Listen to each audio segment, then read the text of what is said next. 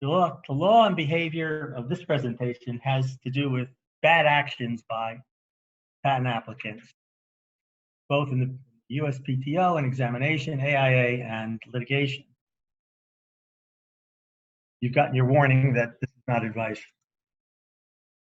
What do you have to understand when you start creating actions that were not exactly right? You've stated incorrect information, you filed false affidavits, you've done something in proceedings outside the US that will have effect on the US. So, what happens? Your application is no longer enforceable. You as the lawyer, is subject to disciplinary proceedings for the USPTO. There are various remedies available to hinder or end your registration with the PTO. Doesn't matter if you've been practicing 45 years. You will have a full trial if it comes to that before the Office of Enrollment and Discipline on enforcement. You will lose your rights to practice law before the USPTO.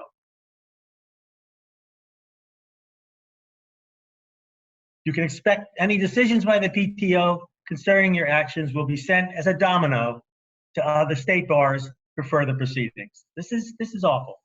The potential loss of all those rights as well. If you're in litigation on a patent, you can be sanctioned under Rule 11. Your client can lose all rights in the patent in dispute under an unenforceability decision. That could be your actions or the client's actions of which you're aware. The loss of rights can include your client's potential loss for patent rights in any patents that are in the family or in the chain of prosecution. And your client could lose any damages or monetary jury award if inequitable conduct is found.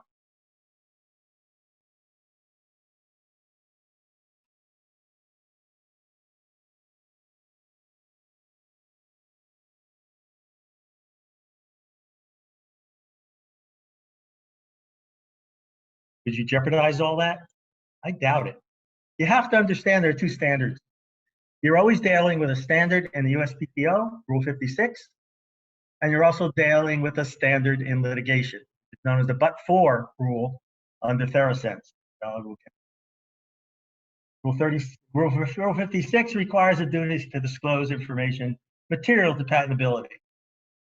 Under Rule 56, in determining whether the patent lawyer did not disclose information, you have to determine material.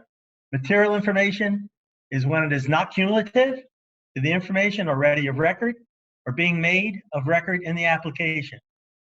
And it establishes by itself or in combination with other information a prima facie case of unpatentability of a claim. If it refutes or is inconsistent with a position the applicant takes in opposing an argument of unpatentability relied on by the office or asserting an argument of patentability. You're looking here under the patent standards of the Patent Office of a prima facie case. Very different than but-for. The prima facie case is broader. Established when the information compels a conclusion, the claim is unpatentable under the preponderance of the evidence standard. When you get to the but-for standard, which I will discuss with you later, the standard is really clear and convincing evidence. So you can see, if you're in the Patent Office, your problem can be very, very different than the problem you'll have in litigation because the standard is different. And some of you might ask yourself, well, I'm in the Patent Office in a PTAB proceeding because I'm generally in a litigation and I moved for a stay pending the PTO proceeding. Well, the PTO proceeding is going to make a definition of inequitable conduct based on Rule 56. If you take this case to a district court after you don't like the result of the PTAB, the district court will apply what's known as Theracense and a but-for rule. So you really have a problem as to different standards, and they have not coalesced. Although Theracense has been cited in 150 cases and 105 times in the Patent Office, the difference in the rules still exists. Under Rule 56, the rule applies to inventors, attorneys, agents, every other person who's substantively involved in the preparation or prosecution of the application or associated with the inventor or the applicant or an assignee, anyone whom there's an obligation to assign the application who has this knowledge. Under 56E, the duty applies to CIP applications, information known to such persons which become available between the filing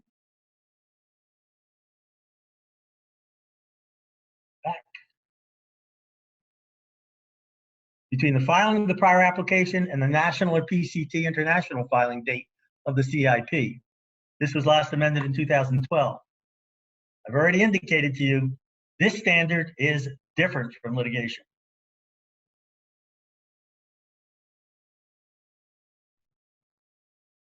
Inequitable conduct. I'm going to go through two cases in the past 10 years, which are fairly significant. Theracense is very significant, and Galid is recent, which shows you what can happen to you when you're in a litigation. I've done a history that you'll follow through with me from the early days, 1930s, through present time, and then I've emphasized about 12 cases in 2018 that you have to look at. I might not get to the end of this, but you'll have the full set of slides to look at your leisure. First case is Theracense versus Becton Dickinson, Federal Circuit. It was a rehearing before the entire panel, and decision was 7-4-1. In other words, there are at least 4 dissenting judges and 1 judge who concurred and dissented. And the reason for the dissent in the case was those dissenters were not comfortable with the but-for rule. Many of them wanted the prima facie rule under Rule 56 and thought that was significant. And also, the main reason for the dissent was they didn't think the case had to go back to the district court because it was enough evidence of materiality and intent to render the decision then. The other case I mentioned to you is Merck versus Galid. It says here, petition for cert November 28. I will tell you now, that petition was denied. So when we get to what the ruling is in Merck, you'll see that is the ruling of the Federal Circuit, and it's final. And it has to do with eliminating damages because of misconduct. The inequity, the unclean hands caused not only typical remedies under inequitable conduct, like a patent that's unenforceable, but took away millions of dollars in damages. Now, Theracense, it's a case involving something you're very familiar with, those of you who are in medicine. It's a glucose strip for diabetics. Sued its competitor, ruling of non-infringement on the strips. Multiple cases were consolidated. Federal Circuit affirmed invalidity and non-infringement.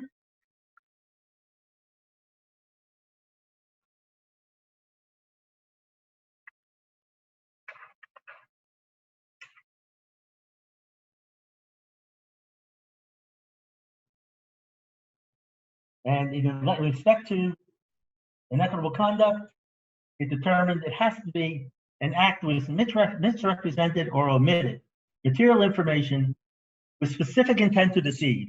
So if you're practicing patent prosecution for the patent office and you do something accidentally or maybe even negligent, that's not going to be enough for what we're talking about. We're talking about deliberate plans, people who specifically intend to deceive the patent office. And here you can see you need, as of Theracense, you need intent and materiality by clear and convincing evidence. And you weigh the equities. Now, materiality and intent has always been around for all the prior cases, but it was applied differently. Now here, in Theracense, the requirement of specific intent to deceive is the standard. Negligence, gross negligence, not enough. Non-disclosure has to be a deliberate decision to withhold. And as intent and materiality are separate, you don't use a sliding scale. In other words, the prior cases before Theracense said, oh, there's a lot of materiality, so you need a little intent. Some cases, a lot of intent, little materiality. No. Now you must prove each separately by clear and convincing evidence.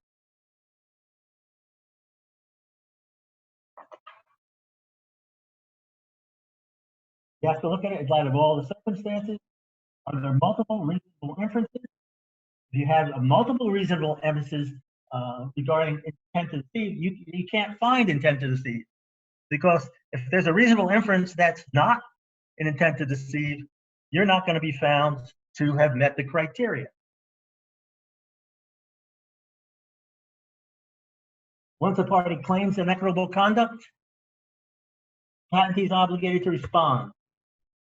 The patentee does not offer a good faith explanation for withholding a material reference. It does not prove intent to deceive. And you have to prove it. You're the person who is alleging it, and maybe in court it's going to be your adverse litigant, but in the patent office it's going to be the office of OED, and they of course go by the Rule 56 standard of prima facie.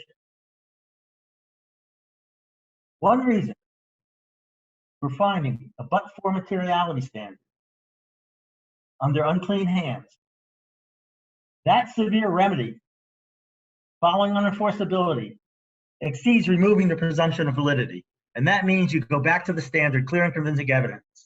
If you can show clear and convincing evidence, you remove the presumption. Now, under this standard,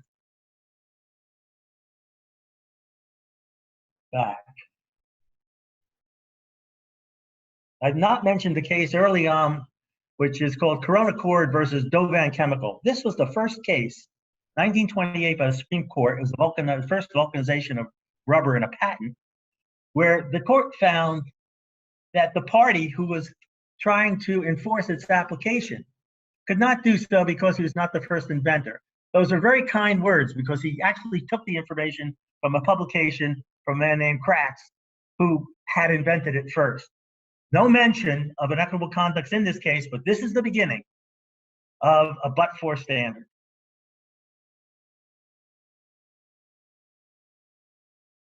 Notice, misrepresentation alone does not remove the presumption. You have to look, as a court, at basic fairness and unfair benefit. Remember those two concepts, because they will apply to everything you do. Basic fairness, unfair advantage. Now, although but-for materiality must be proven, there will be situations of affirmative egregious misconduct. I'm talking about litigation where there's spurious activity, there's spoliation, there's fighting with the court for months and years. That will be found enough to find inequitable conduct. So you don't even have to go to the specific intent and materiality of what's been shown in a patent. You have to watch out for your own conduct as a lawyer. And by the way, that conduct can also lead you to a malpractice case. So, generally looking for a deliberately planned and carefully executed scheme to defraud the patent office or defraud the court, such as filing an unmistakably false affidavit. This gets us into egregious misconduct and the tri-parties case of Keystone Drillers, Hazel Atlas, and Precision Instruments. These are the seminal cases in the area. More importantly, in Therosense, the court refused to adopt the standard of Rule 56B, as I mentioned, and we're in bet-for in a litigation context. I will tell you, though, because the dissenters in Therosense, the 4 dissenters are still on the court, and one of the, there were about 30 amicus briefs. One of them was filed by Raymond Chen for the patent office. He's now on the court, and he likes the prima facie standard. You may have in the future, if you get the right panel, an attempt to overcome Therosense and go back so that you can unite the Rule 56 standard and the litigation standard. But right now, that's not the case.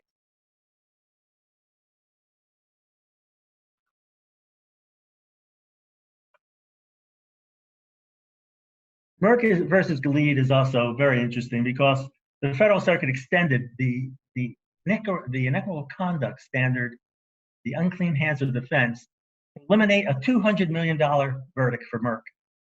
They won the case, valid and infringed. Unfortunately, Merck in-house counsel prosecuting the applications exhibited dishonest and duplicitous behavior. As I said, the petition for cert has been denied. The argument by Merck was inequitable conduct award cannot include a legal, non-equitable remedy. That's not true. That was not accepted. False statements by in-house counsel included denying he was at a meeting with a company named Pharmaset and describing a new compound. Notes of the meeting produced proved otherwise. Falsely stating his patent application later added claims to that compound, and falsely maintaining he was firewall. That was found to be egregious misconduct. Merck used this dishonesty to obtain patent protection. The lead's position was interesting, and it's probably true. They felt that one would not be deterred if the misconduct was rewarded with the legal remedy. So let's go back in history.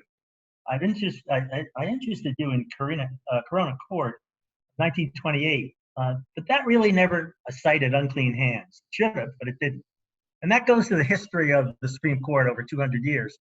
You would think that there were corruptors that didn't exist back then, but they existed. But because it was a public right and it required proof of the public right, and the discovery standards were not like we have today, where you can get into a lot of information, the cases just don't exist. Keystone started something different. 5 patents for a ditching machine. There was a suppression of a prior art use, which invalidated the patent. Equitable powers of the court can never be exerted on behalf of one who acted fraudulently or who by deceit or any unfair means who has gained an advantage. Pretty broad. Court stated to aid such a party would make the court an abettor of inequity. Very interesting. That's interesting because that language probably could be used in the Merck lead case, which is now essentially over.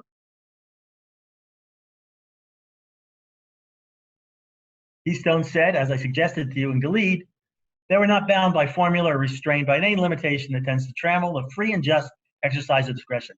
That includes action in the court, action in the patent office. It's very broad. Hazel Atlas was the second of the trilogy. That is very unusual. A patent on a machine was utilized a method for pouring glass into mold-fashioned glass by machine known as a God feeder. Well, unfortunately, it was substantial prior art. Decision had found the patent valid and infringed in 1932. But later evidence, 1939, showed that there was fraud as to inventorship and payoffs related to false affidavits.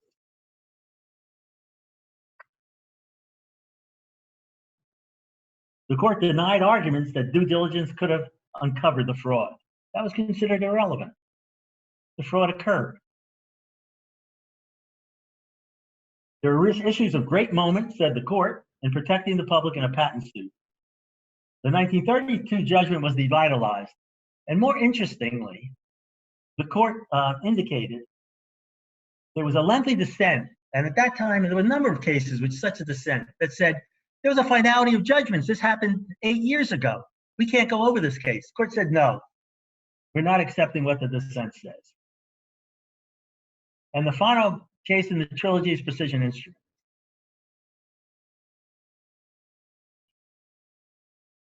Precision Instruments is one of those really bad cases where everybody gets together in an interference and creates false information. 3 patents relating to torque wrenches. Precision gave false dates as a conception, disclosure, drawing, description, and reduction of practice. That's not enough. Then the settlement without a recognition of the false statement. At a later time, the patent was owned by 1944-45 by a company called Auto Maintenance Machine, and they tried to sue somebody. But the court said these patents are steeped in perjury and undisclosed knowledge of perjury. Such conduct does not conform to minimum ethical standards. Doesn't justify an attempt to assert and enforce these perjury-tainted patents and contracts, not just the patents, but the contracts as well. The court found both parties in the settlement of the interference had reason to believe seriousness of the perjurious statement. Now you have the classic language from Precision Instruments. Anybody dealing with the patent office has an uncompromising duty to report all facts concerning possible fraud or inequitableness underlying the applications as issued. Here, the outside settlement was illegal. Inequitable conduct impregnated autos, the present owner, entire cause, and justified dismissal by resort to the unclean hands doctrine. So here you have set up from these three cases. That's the standard going forward. The court followed in precision the guiding doctrine. He who comes into equity must come with clean hands. Still true today. A self-imposed ordinance that closes the door of a court of equity to one tainted with inequitableness or bad faith relative to the matter in which he seeks relief, however improper may have been the behavior of his adversary. So you don't even get to look at what the adversary did, and you don't even get to look what the other parties to the settlement did. The patent's ruined. Now, you have those three cases going forward until the 1980s, when we have the Federal Circuit formed October 1982. What happened between 1944 and 1982?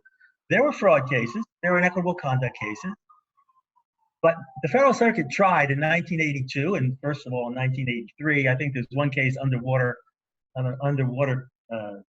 covers or something, and then this case, Roman Haas, they began to try to define what inequitable conduct was. This is all new to the Federal Circuit, and the reason they're trying to do this, they're trying to prevent all these cases being filed with inequitable conduct defenses. They want to set a standard. Didn't work at first. Here you have a case, Roman Haas sued for patent infringement and herbicidal dichloroanilides. Court found, lower court, valid and infringed. But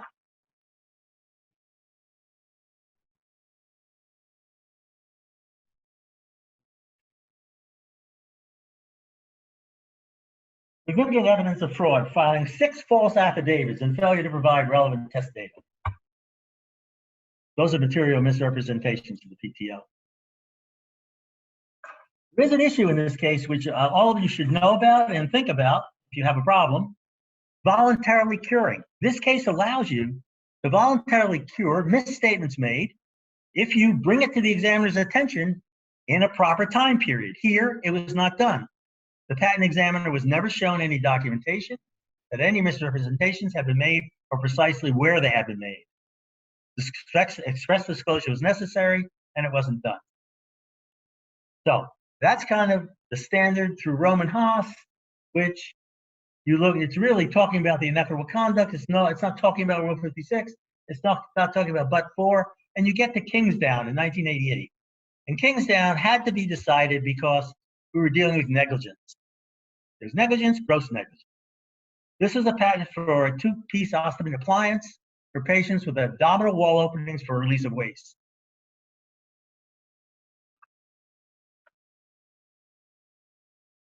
Here, court found negligence that existed did not rise to the level of intentional conduct. Materiality and intent has to be proven, and it was not proven by clear and evidence. It's under a clearly erroneous standard. Gross negligence by itself is not enough. This is a case of first impression, because here the inequitable conduct held to reside in an incorrect inclusion in a continuation application of a whole raft of additional claims. And one of the claims had been rejected as indefinite in the parent. But to be guilty of inequitable conduct, one has to intend to act inequitably. Here was found a ministerial act, a transfer of numerous claims en masse from a parent to a continuing application. Went wrong because of a newly hired counsel. The fact that the application was amended and continued prosecution to cover a competitor's product was not illegal, as long as the statutes were properly applied. So in Kingsdown, we now know, don't argue gross negligence. But it didn't go to what you're going to do with material and intent, how you're going to weigh them.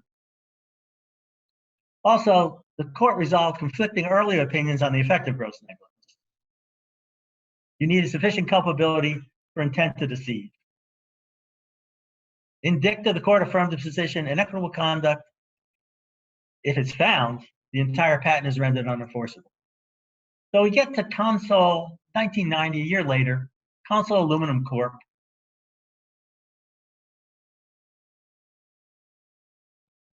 I'll go back one.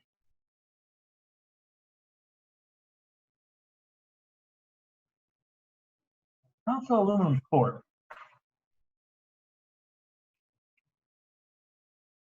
had there were 6 patents relating to ceramic foam filters for molten metal.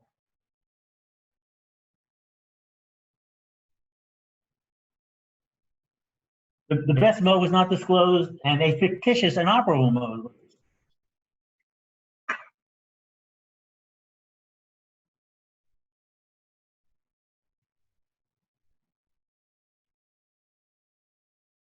Here, Kingstown.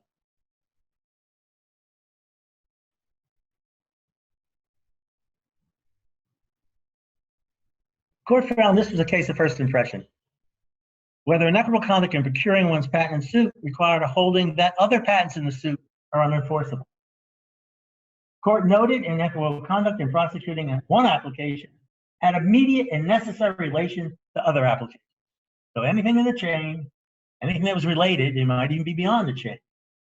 Cited Keystone and they cited Precision Instrument.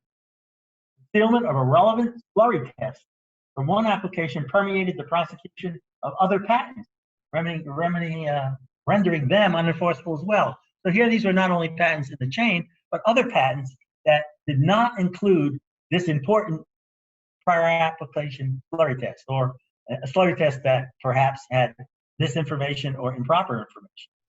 Patentees attempt to convince the court that inequitable conduct only applied to wrongs before the court was not supported. This is an interesting case because the magistrate below found all three other patents valid, even though with the addition of the prior art slurry information, which this particular court said would have invalidated it. So once you have enforceability, it doesn't matter what happened below. This is a court that indicated it had its own view of the information presented to it.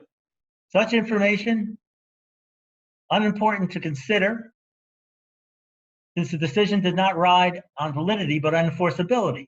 The court accepted the lower court finding of a pattern of inequitable conduct. Hard case. Mullins. Some of you might remember Mullins. This is a Lemelson-related invention. Patent for a method of improving batch machining with a plurality of machine tools to accommodate manual transport of pallet-mounted workpieces. The patent owner did not reveal the most important prior art. The materiality standard is a reasonable examiner, not the specific examiner in the case. The non-disclosed reference was the most relevant prior art in foreign prosecution. And here we get into the interesting relationship between litigating in the U.S. or applying for application in the U.S. and what you do in other countries. What you say in other countries that is not the same as what you're saying in the patent office could possibly lead, depending on the importance of it, to inequitable conduct. You must always tell your European attorneys who are prosecuting, they must know what's going on in the U.S. You must know what they're saying. I appreciate the fact that the law is different in Europe than it is in the U.S., but some would argue, because I've been doing harmonization for years, they are different, but they are similar. But more importantly, if they're different, you have to say in the European prosecution why you're making that argument and recognize you're making the argument differently in the U.S. If you don't do it, like here, prosecution in the foreign countries, several foreign countries, most significant prior art was considered. Intent to deceive may be determined from inferences from circumstantial evidence, not gross negligence. This court cited Kingstown. Does the content in its totality manifest sufficient culpable state to warrant an IC finding? Inequitable conduct findings in this case, as the other prior art not disclosed, were not supported, and those findings were reversed. Didn't help Mullins. This was an exceptional case warranting attorney's fees. But it was vacated and remanded for a proper factual analysis. You always have to worry. If you're dealing with inequitable conduct, you may find that to be subject to an exceptional case.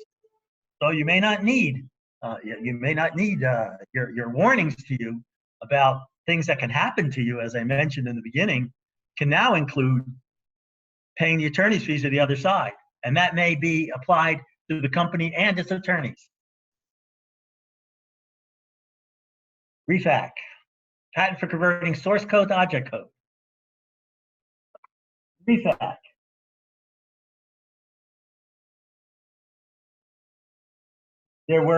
This was the problem of submitting affidavits. The affiants had prior associations with the inventor's company and had pre-existing knowledge of a commercial embodiment.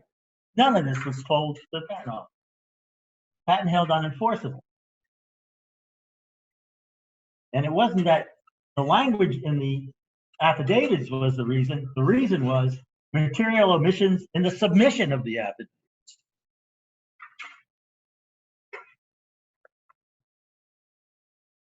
One of the affiants had not included extensive experience with a related program. Prior self-serving affidavits had not been successful in overcoming the rejection. So these were very important affidavits. And the result was conduct. The inference to mislead arises not from the materiality of the affidavits, but the affirmative acts of submitting them. Interesting, it's an interesting term.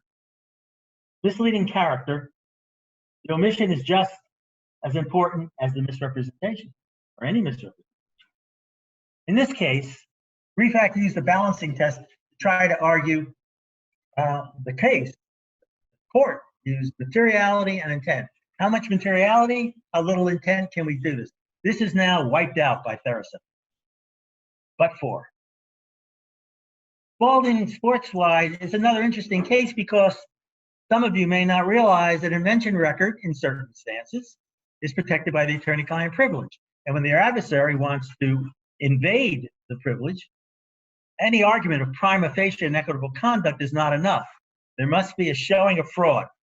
And that's very interesting. It's not a showing of inequitable conduct, a showing of fraud, standard related to the common law, all the elements of fraud under like a Walker process. Inclusion of closest prior art and invention disclosure is not evidence of fraud. So the magistrate order to produce the invention disclosure was vacated. Now, in 2001, we have Brasler versus Stryker, patent for a saw blade for a medical. There's a prior on-sale bar. Case follows old case law on degree of intent measured by degree of materiality. So again, this is before Theracent. But still, it's important to look at because the relevant persons knew the date was close to a year before, which would have been validating, but did nothing. It's more than gross negligence to not look at that issue, said this court. Particularly when the inventors had strong concerns about the bar date. Suspicious circumstances may lead you to that conclusion. This holding of inequitable conduct was a result of actions of the inventor and his attorneys. Exceptional case found, an award of fees. And the sale was considered material because there were 3,250 patented blades, known as a sizable transaction by this court. Court refused to parse out the fee award to just include the on-sale bar issue. So you had to pay all the fees as an episode. 2008, Star SCI versus RJ Reynolds. Patent for curing tobacco to prevent the formation of nitrosity. Here we have the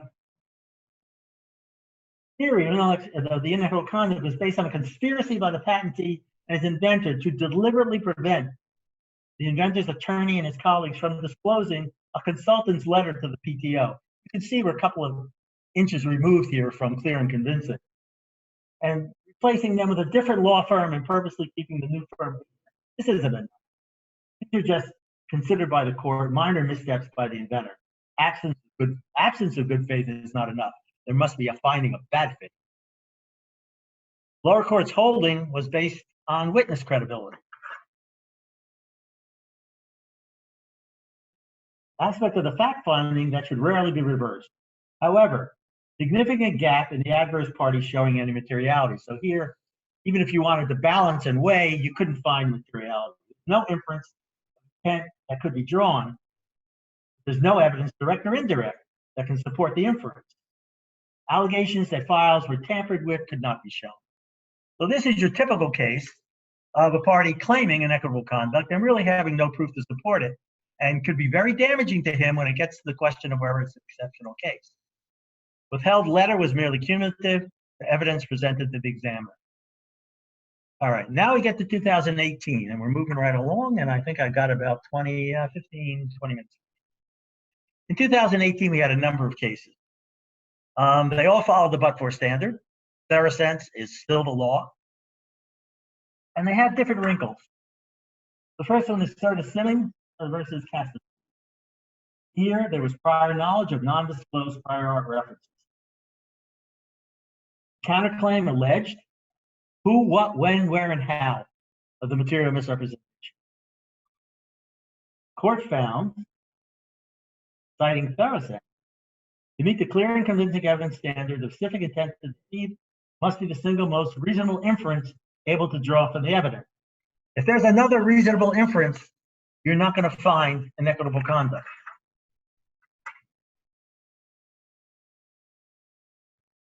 And here, as I state here, from the facts that were presented, a court could reasonably infer the adverse party withheld material information with intent to deceive the patent office. Regeneron, patent for modifying eukaryotic cells. Here, there was the particularity of the who, what, when, where, and how material misrepresentation, evidence of prior knowledge of non-disclosed prior art references.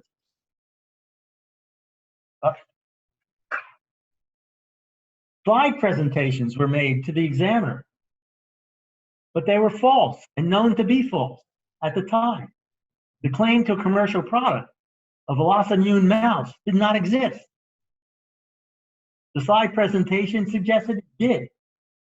A reference was not disclosed that undercut the value of the claim. The undisclosed art was shown to have been known to the inventors. Information not disclosed included but-for materiality information.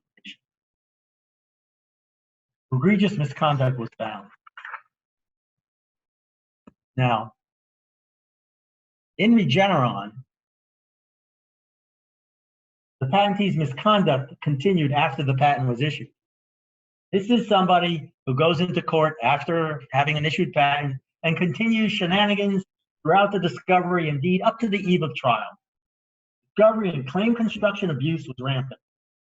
For failure to give proper discovery, 3 of the patent's technical legal experts were not allowed to testify. That was the sanction. You create this activity, you won't be able to present your case. And because the court understood the heavy burden on the party alleging inequitable conduct, remember, clear and convincing evidence, it imposed sanction on the patentee of an adverse inference as to the intent of 2 key witnesses. That's fairly significant, and it can happen. In Regeneron, the court further awarded expert witness fees against the patentee as sanctions, talking about hundreds of thousands of dollars for this misconduct, noting that before it could make such award, it must find fraud or abuse of the judicial process. The court found misconduct began soon after the case was filed and continued until the conducted an in-camera review of the patentee's privilege log on the eve of trial. Only then it was clear massive amounts of information had been withheld. This is a horrible situation. This happens at the court proceeding. Now we're not even we're dealing with but-for, but we're also dealing with egregious misconduct. Rembrandt. Rembrandt is a company that's a multiple cases they filed. And in this case versus Comcast, patent infringement case, the question was whether it was an exceptional case or not, an award of attorney's fees. Based in part on litigation misconduct by the owner of the patent, Rembrandt. relating to improperly paying witnesses contingent on the outcome of the litigation, engaging in failure to prevent widespread spoliation and in documents, and should have known that the revised patents were unenforceable. Court followed the regional law on spoliation. You'll have this if in any case you're involved at a district court level, you have to look at the local law on spoliation. Rembrandt knew of the risk of spoliation and did nothing to prevent it. That's a bad one. No formal document retention notice was given. Evidence supported bad faith spoliation. There was failure to make maintenance payments, and it was very clear that Rembrandt didn't believe it had the right to even make maintenance payments. It was appropriate to find there was deception in claiming validity, knowing the payments were abandoned. The payments with respect to the patent were abandoned. The issue of revived patents was well known to Rembrandt. This case found exceptional fee award, $51 million. Court was required to find the fee awarded had to bear some relation to the misconduct. And I guess it did. Core Wireless, very complicated case. It's a series of cases. It gets into what's known as the doctrine of implied waiver. Now, many of you may not have ever had the doctrine of implied waiver. That's when a company in its actions decides not to enforce its rights, and people have a right to rely on that. Here, implied waiver occurred when a patentee's conduct was so inconsistent with intent to enforce its rights as to induce a reasonable belief that the rights were violated. Why did this occur? The patentee, Nokia in that case, or maybe the later one because it bought from Nokia, had a duty of disclosure to a standard-setting organization. This was Nokia. It had patents on wireless communications. It did not disclose its patents to the standard-setting organization. It breached that duty, misleading conduct that led to an alleged infringer to reasonably infer that the patentee does not intend to enforce its rights. That's the implied waiver. Here, the disclosure to the SSI was not followed. It didn't matter. Even though the disclosure, whatever they did for the disclosure, didn't result in anything, it didn't matter. The bad act had already occurred, and the implied waiver applies. The equitable defense is accepted if no inequitable consequences flow from Nokia's failure. So there the issue was one, and it had to go back. Did what Nokia did hurt anybody? Was there a benefit to Nokia? That couldn't be decided by this court. The case had to go back. So you had to determine if the offending party did not gain a benefit. That's presently pending, apparently. You can see there was, you're dealing with a breach of a disclosure duty. Same equitable considerations of prejudice or egregious misconduct sufficient to justify a sanction of patent unenforceability. And that's true even though the Nokia proposal to the friend organization was not accepted.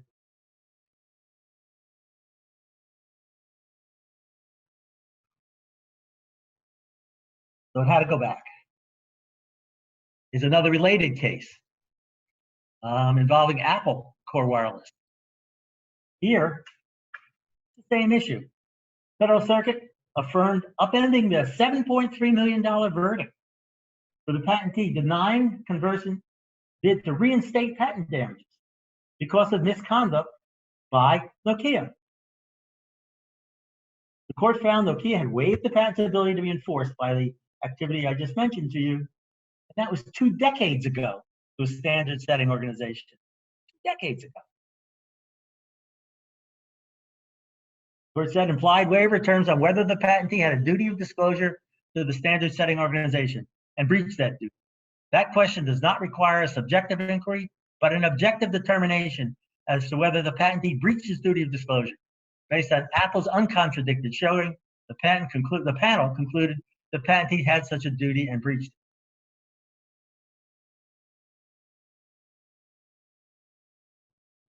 In addition, Nokia had failed to inform the SSO of a relevant finished patent application in this application, while submitting a proposal to the SAO for inclusion in the proposal to correct the problem in the type of communications network being addressed. Thus, the right to enforce had been waived. Federal Circuit noted failure to disclose created an unfair advantage to Nokia over other telecommunications companies. But the remand had to take place to determine whether those actions were, quote, sufficiently egregious. Nokia argued that the SSO only considered whether such technology was unavailable, and Nokia never intended that. That argument was rejected. Conversant Holding confirms related decision in core. Same facts as to implied waiver, same result. The request has now been outstanding since October for a rehearing. En banc. Key issue, the proper application of waiver. Now, two of the most recent cases, Intel versus Tela, a motion to dismiss alleging requirements necessary under Federal Procedure Rule 9. But Federal Circuit Law defines the requirement for inequitable conduct. Detailed pleadings must set out the specific who, what, when, where, and how of material misrepresentation or omission committed before the PTO. That is, who committed the allegations? Any required material false statement must be made to the PTO. Expected knowledge by stated player. Court denied the motion to dismiss as all requirements were pleaded, including a patent misuse claim as well based on improper broadening of the scope of the patent, anti-competitive harm, and underlying inequitable conduct with particularity. The last case I have for you is Gust. Gust found December 19, 2018. Gust, whether the case that was found to be frivolously brought by a non-practicing entity would allow attorney's fees as a sanction, and the sanction could be leveled against the attorneys, the MPE. The frivolous finding by the SDNY was under the Alice standard on patent eligibility and sanctioned the law firm $500,000 as jointly liable for vexatious litigation for an MPE.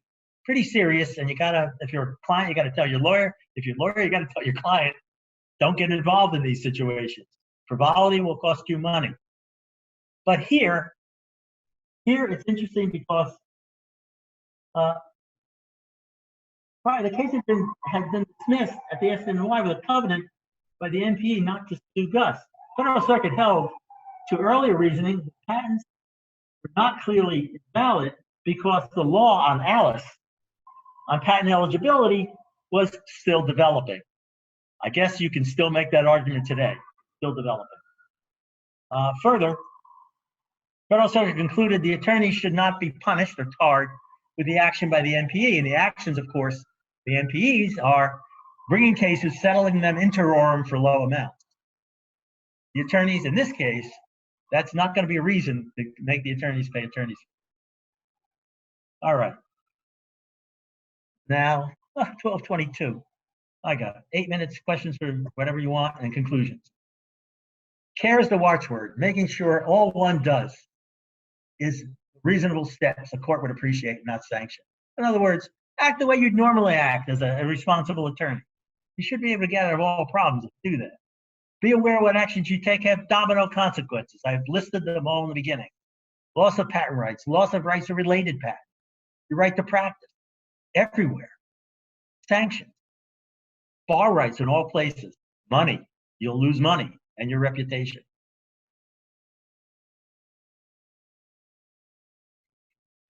And you can subject yourself to malpractice charge from your ex-client, an exceptional case finding against your client for your adversary, with attorney's fees for the whole case, not just the inequitable part of it. Your client can also lose damages under the law if inequitable conduct is found against it. It's not just equitable relief now, it's legal relief. Still want to practice? Think about all this. And by the way, I'm available by email or phone if you want to talk to me about a particular issue. And thank you very much. We are done, but for perhaps questions.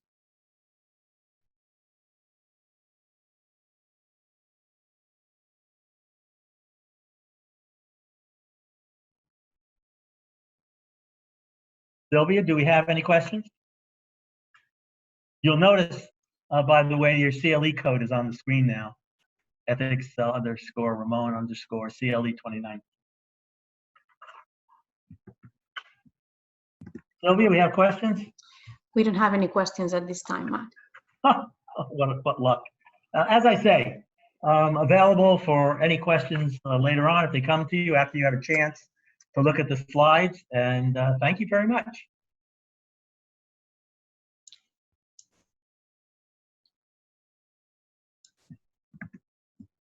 Thank you everyone for joining us today. We hope you found this webinar interesting. We will email you with next steps on how to claim your credit shortly. And once again, the code for this CLE webinar is ethics_Remon_CLE 2019. Again, ethics_Remon_CLE 2019. Please make sure to write it down as you will need it to claim your credits. Thank you for your participation.